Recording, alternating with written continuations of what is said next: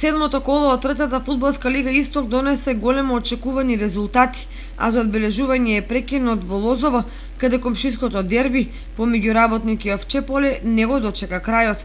Во Виница Согове соволда домашната екипа Слога со 2:1 со головите на Димовски и Манов, а голот за домакините го постигна Малчов. Во Ново село Кежовице катастрофално го победи Рудар, а во Делчево Брегалници и Малеш ги поделија бодовите.